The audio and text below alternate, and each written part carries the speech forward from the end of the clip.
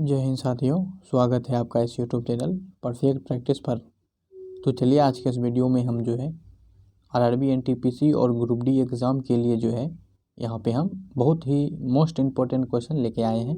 ये हमारा बायोलॉजी का जो है ये पार्ट 3 होगा इस बुक से, और इस बुक में बहुत ही बेस्ट और मोस्ट इम्पोर्टेंट क्वेश्चन जो है दिया गया है। तो चलिए इस वीडियो को शुरुआत करते हैं। चैनल पर यदि आप नए आए हैं तो सब्सक्राइब करके जो है बेल आइकन ऑन कर लीजिएगा। तो आज का ये जो वीडियो हमारा होने वाला है ये बायोलॉजी का पार्ट 3 होगा, और ये जो है ऊतक यानी टिश्यू से संबंधित जो भी इम्पोर्टेंट एमसीक्यू होगा उसी को यहाँ देखेंगे। तो इस वीडियो को आप पूरा देखेंगे ताकि इस चैप्टर से कुछ आने वाले क्वेश्चन जो है आपसे बिल्कुल भी मिस ना हो। तो हमारे सामने फर्स्ट क्वेश्चन क्या है कि ऊतक क्या होता है। तो ऊतक क्या होता है, ये वे कोशिकाएं होती है जो मूल रूप से दिखने और इसका जो कार्य होता है उसमें क्या होते हैं, ये समान होते हैं। यानी दिखने और कार्य दोनों में ये क्या होते हैं, समान होते हैं। उसी को हम क्या कहते हैं, ऊतक कहते हैं। यानी ऑप्शन यहाँ पे हमारा डी बन जाएगा। नेक्स्ट क्वेश्चन यहाँ पे देखिए क्या कह रहा है कि उन कोशिकाओं के समूह जिनकी उत्पत्ति और संरचना समान होती है और जो एक विशेष कार्य करने के लिए विशेषज्ञता प्राप्त होते हैं। उदाहरण के लिए शरीर में मांसपेशियों की कोशिकाएं उन मांसपेशियों को बनाती है जो शरीर की गति से संबंधित हैं, को क्या कहते हैं, तो ये जो उसको ऊतक कहते हैं। क्या कहते हैं, ऊतक। तो यहाँ पर आप देख रहे हैं कि एक डिफिनेशन जो है एग्जाम में पूछ दिया गया है। यदि आपको डिफिनेशन पता होगा तो यहाँ पे डिफिनेशन पूछ दिया गया है, ठीक है। तो डिफिनेशन भी आजकल के एग्जाम में आने लगे हैं। आप यहाँ देख सकते हैं 2018 और 19 में जो है ये क्वेश्चन रिपीट हुए हैं। अब यहाँ पे क्वेश्चन कह रहा है कि रक्त क्या है। तो आपको पता होगा रक्त जो है एक तरल संयोजी ऊतक है। तो रक्त यहाँ पे देख लीजिए, ऑप्शन आपके सामने क्या सब है कि रक्त क्या है, पेशीय ऊतक है, नहीं, रक्त क्या है, एक तरल संयोजी ऊतक है। तो ऑप्शन हमारा यहाँ पे सी बन जाएगा, ठीक है। और रक्त जो होता है साथियों, ये एक प्रकार का क्या होता है, ये क्षारीय होता है, क्षारीय इसका गुण होता है। और रक्त किसके कारण लाल होता है, तो ये रक्त जो होता है आपका ये हीमोग्लोबिन के कारण लाल होता है। और एक हीमोग्लोबिन जो है 4 ऑक्सीजन परमाणु का परिवहन करते हैं। मुंह की परत डैश से बनी होती है। तो जो मुंह की परत होती है ये आपका पपड़ीदार उपकला यानी कि स्क्वेमाउस एपिथेलियम का ये बना होता है, यानी पपड़ीदार उपकला से बने होते हैं। तो ऑप्शन हमारा यहाँ सी बन जाएगा। हमारे शरीर में कई अंग हैं, निम्नलिखित में से कौन सा अंग सबसे बड़ा अंग है, सबसे बड़ा है। यानी कि शरीर का सबसे बड़ा अंग कौन सा है, तो त्वचा जो होता है ये सबसे बड़ा अंग है, ठीक है। त्वचा क्या होता है, सबसे बड़ा अंग होते हैं। चलिए आगे देखिए क्वेश्चन को कि त्वचा के नीचे और आंतरिक अंगों के बीच डैश ऊतक बनता है। त्वचा के जस्ट नीचे और आंतरिक अंगों के जो बीच में वो क्या बनता है, तो उसको वसा कहते हैं, वसा ऊतक बनता है। तो ऑप्शन हमारा यहाँ पे बी हो जाएगा। इसमें मोस्ट इम्पोर्टेंट क्वेश्चन है, तो वीडियो को आप पूरा ज़रूर देखें और साथ ही जो है इस वीडियो को शेयर करें, पसंद करें, लाइक करें। निम्नलिखित में से कौन सा एक संयोजी ऊतक है। तो संयोजी ऊतक कौन सा होता है, तो हड्डी जो होता है ये संयोजी ऊतक होता है। आपको पता हो संयोजी ऊतक उसको कहते हैं जो एक दूसरे को जोड़ने का काम करते हैं। तो यहाँ पे हमारे पास क्या हो जाएगा, हड्डी इसका करेक्ट आंसर बनेगा, ऑप्शन सी। और त्वचा के बारे में अभी क्या क्वेश्चन क्या मिला था, अगर त्वचा जो है सबसे बड़ा अंग जो है, शरीर का सबसे बड़ा अंग वो त्वचा ही है। नेक्स्ट क्वेश्चन को देखिए, थोड़ा हम रिवाइज करते चलेंगे ताकि ये वीडियो खत्म हो तो आपको बहुत सारी चीज़ें याद हो चुका होगा। स्ट्रेटिफाइड स्क्वेमस एपिथेलियम किस में मौजूद होता है, तो ये त्वचा में ही मौजूद होता है, जो कि शरीर की सबसे बड़ी अंग होता है। तो ऑप्शन हमारा क्या बनेगा, डी बन जाएगा कि जो स्ट्रेटिफाइड स्क्वेमस एपिथेलियम है ये त्वचा में मौजूद होते हैं। डैश ऊतक में जो है मैट्रिक्स होते हैं और कोशिकाएं जो होती है मैट्रिक्स में सन्निहित होती है। तो संयोजी ऊतक में क्या पाए जाते हैं, मैट्रिक्स होती है, और जो कोशिकाएं होती है वो मैट्रिक्स में ही उपस्थित होती है। तो ऑप्शन हमारा क्या हो जाएगा, संयोजी। चलिए आगे क्वेश्चन को देखते हैं। पेशी ऊतक कितने प्रकार के होते हैं, तो इसका पेशी ऊतक कितने प्रकार के होते हैं, तो ध्यान रखिएगा पेशी ऊतक जो होते हैं ये 3 प्रकार के होते हैं। मानव शरीर की त्वचा का सबसे बाह्यतम परत क्या कहलाती है, तो मानव शरीर की त्वचा का जो सबसे बाह्यतम परत है उसको हम एपिडर्मिस कहते हैं। क्या कहते हैं, एपिडर्मिस कहा जाता है। निम्नलिखित में से संयोजी ऊतक कौन जो है नहीं है। अभी आप देखे थे कि 3 प्रकार का हमारे पास क्या होता है, संयोजी ऊतक है। तो अब बताना इसमें कौन संयोजी ऊतक नहीं है। तो तंत्रिका कोशिका जो है ये आपका संयोजी ऊतक नहीं है। बाकी जो उपास्थि होता है, अस्थि होता है और रक्त, ये तीनों ही क्या है आपके संयोजी ऊतक होते हैं। अस्थि का मतलब जो होता है वो हड्डी होता है, रक्त भी जो होता है, रक्त तो जान ही रहे हैं आप, ये भी संयोजी ऊतक है। और ये जो उपास्थि है, ये उपास्थि भी जो है हड्डी के जैसा ही होता है, लेकिन हड्डी से ज़्यादा ये मुलायम होते हैं। जैसे कि जो कान का हड्डी हो गया या नाक का हड्डी हो गया, वो उपास्थि के रूप में एक तरह से होता है। स्क्वेमस एपिथेलियम ऊतक फेफड़े के अलवेली और जानवरों के अन्य हिस्सों में पाया जाता है, जहां डेस संकुचन और विश्राम जो है होता है। तो ये कहाँ होता है, ये आपका जहां अस्थायी संकुचन और विश्राम होता है। ठीक है, तो यहीं पे आपका स्क्वेमस एपिथेलियम ऊतक पाए जाते हैं। चलिए क्वेश्चन का आंसर देंगे। किस प्रकार की कोशिका में त्वचा बनी होती है? किस प्रकार की कोशिका से जो है त्वचा बनी होती है? त्वचा जो बना होता है वो किस प्रकार का होता है? तो त्वचा जो होता है ये अधिचर्म कोशिकाओं से बने होते हैं। तो ऑप्शन हमारा ए हो जाएगा। चलिए आगे क्वेश्चन को देखिए। आगे क्वेश्चन है, वीडियो को लाइक करते चलिएगा। डेस ऊतक के प्रकार ग्रंथि बनाते हैं। ऊतक के प्रकार ग्रंथि बनाते हैं। कौन सी ऊतक जो है वो ग्रंथि बनाते हैं? तो एपिथेलियल जो ऊतक होते हैं वही आपका ग्रंथि बनाते हैं। आपको पता होगा ग्रंथि 3 प्रकार का होता है। एक बाह्य स्रावी ग्रंथि होता है, एक आपका अंतः स्रावी ग्रंथि होता है, और एक जो होता है आपका मिश्रित ग्रंथि होता है। ये 3 तरह का ग्रंथि पाए जाते हैं। जंतु कोशिकाओं में वृक्क को यांत्रिक समर्थन प्रदान करने के लिए डैश एपिथेलियम इसकी आंतरिक परत निर्मित करता है। तो यहाँ पे हो जाएगा आयात फलकी एपिथेलियम जो होती है आंतरिक परत निर्माण करती है। तो ऑप्शन जो है हमारा यहाँ ए बन जाएगा। हिस्टामिन स्रावक कोशिकाएं किसमें पाई जाती है? तो ये संयोजी ऊतक में हिस्टामिन स्रावक कोशिकाएं पाई जाती है। अवकोशक यानी कि एरियोलर टिश्यू डैश के बीच एक पूरक ऊतक यानी कि फिलर टिश्यू का काम करती है। तो यहाँ पे एरियोलर आपका ऊतक होता है, ये आपका त्वचा और मांसपेशी के बीच एक पूरक ऊतक के रूप में काम करता है, त्वचा और मांसपेशी के रूप में। कौन सी ऊतक ग्रंथियों का निर्माण करते हैं? तो वाहिका जो ऊतक होता है वही आपके ग्रंथियों का निर्माण करते हैं। डैश ऊतक संवहन पुल बनाते हैं। तो संवहन पुल कौन बनाता है? तो जाइलम और फ्लोएम ऊतक जो होते हैं ये संवहन पुल का निर्माण करते हैं, जाइलम और फ्लोएम। पता होगा जाइलम जो होते हैं ये जल का परिवहन करते हैं, और जो फ्लोएम होता है ये आपका फ्लोएम क्या करते हैं? तो फ्लोएम यहाँ पे आपका खाद्य पदार्थ का परिवहन करने के लिए उत्तरदायी होते हैं। फ्लोएम डैश के आंतरिक निम्नलिखित में से अन्य से सभी मिलकर बना है। तो फ्लोएम जो है ये आपका फ्लोएम वाहिका के अतिरिक्त जो है किससे बने हैं? तो फ्लोएम वाहिका से। तो ऑप्शन हमारा बी हो जाएगा। कौन सा अस्थायी ऊतक एक पौधे को कठोर और मजबूत बनाता है? कौन सा अस्थायी ऊतक एक पौधे को कठोर और मजबूत बनाता है? तो स्क्लेरेनकाइमा जो है ये पौधे को मजबूत और क्या बनाता है? कठोर। स्क्लेरेनकाइमा इसका आंसर हो जाएगा। निम्नलिखित में से कौन सा पौधों की बाह्यतम त्वचा का कार्य नहीं है? ठीक है, पौधे की जो बाह्यतम त्वचा का कार्य कौन नहीं है ये बताना है। पौधे की बाह्यतम त्वचा का कार्य जो है प्रकाश का संश्लेषण करना बिल्कुल भी नहीं है। तो ऑप्शन हमारा यहाँ डी बन जाएगा।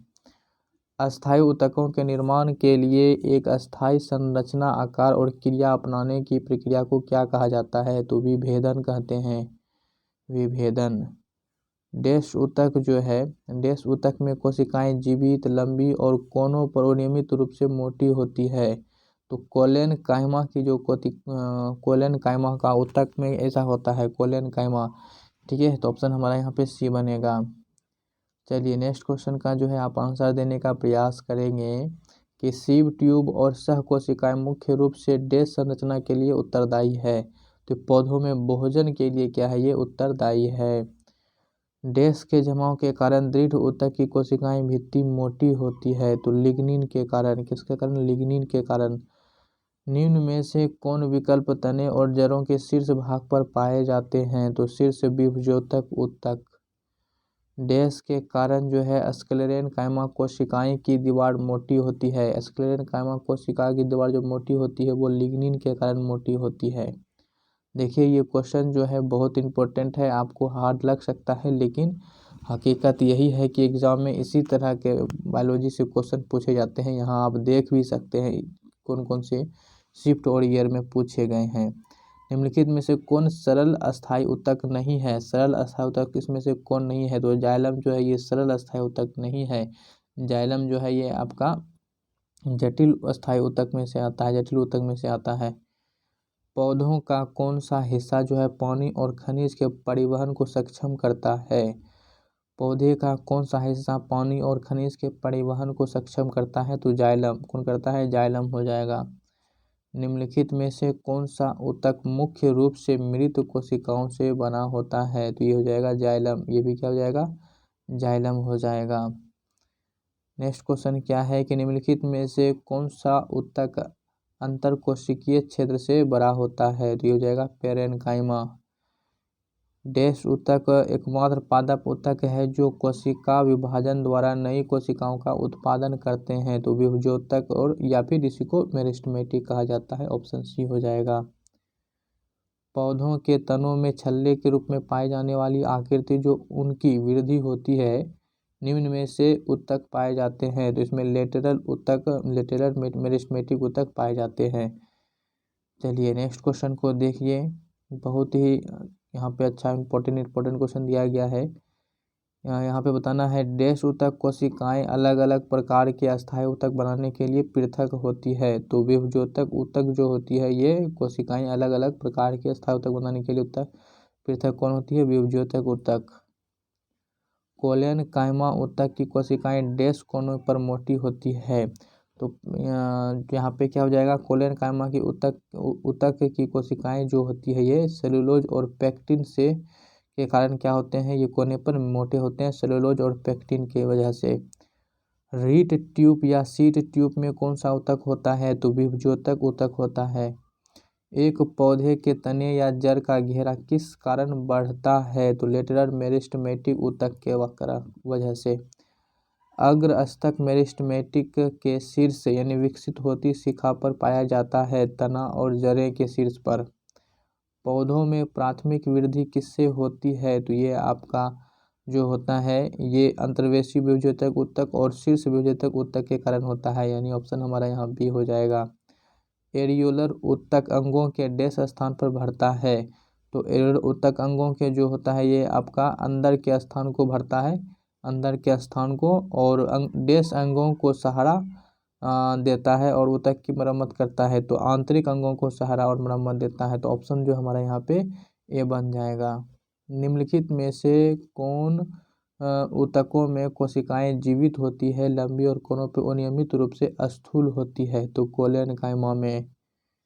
निम्नलिखित में से पौधों के ऊतक कोशिका विभाजन में सक्षम है? तो विभजोतक ऊतक। डैश की कोशिकाएं मृत होती है? तो यह दृढ़ ऊतक की जो कोशिकाएं होती है वो मृत होती है।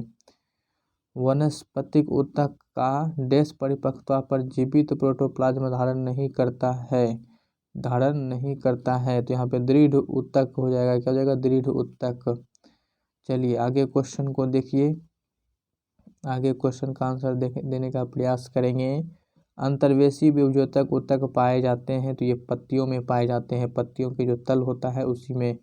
निम्नलिखित में से कौन सा ऊतक जो है युग्मी संवहनी बंडल का गठन करते हैं? तो जाइलम और फ्लोएम।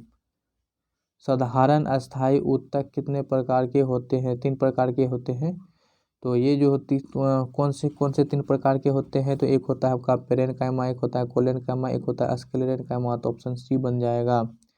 किस प्रकार के ऊतक में एक समान कार्य करने वाली विभिन्न प्रकार की कोशिकाएं होती है? तो जटिल ऊतक। पादप कोशिका भित्ति किससे बनी होती है? तो ये सेलुलोज और पेक्टिन की बनी होती है। डैश का ऊतक निर्माण जो है मृत कोशिकाओं के संयोजन से होता है। तो मृत कोशिका के संयोजन से होता है स्क्लेरेनकाइमा का निर्माण। पौधों में फ्लोएम का कार्य क्या है? तो खाद्य पदार्थों का परिवहन करना। डैश में कोशिकाओं की ढीलापय किया जाता है ताकि बड़े अंतःक्रिया रिक्त स्थान मिल सके तो मृदुतक हो जाएगा। डैश में पतली कोशिकाएं भित्ति के साथ अपेक्षाकृत गैर विशिष्ट कोशिकाएं पाई जाती है तो पेरेन्काइमा। चलिए पेरेन्काइमा हो जाएगा। अधिक अंतरकोशिकीय प्रसार के लिए डैश कोशिकाएं विरल रूप से संचारित होती है तो पेरेन्काइमा। चलिए नेक्स्ट क्वेश्चन देखिए, बहुत जल्द अब लास्ट होने वाला है तो वीडियो को आप लाइक जल्दी से कर दीजिए।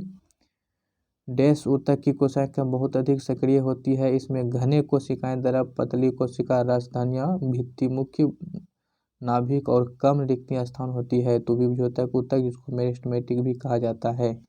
विभिन्न प्रकार के अस्थायी ऊतकों के निर्माण के लिए किस ऊतक की कोशिकाओं को अलग किया जाता है तो मेरिस्टेमेटिक कोशिका को अलग किया जाता है।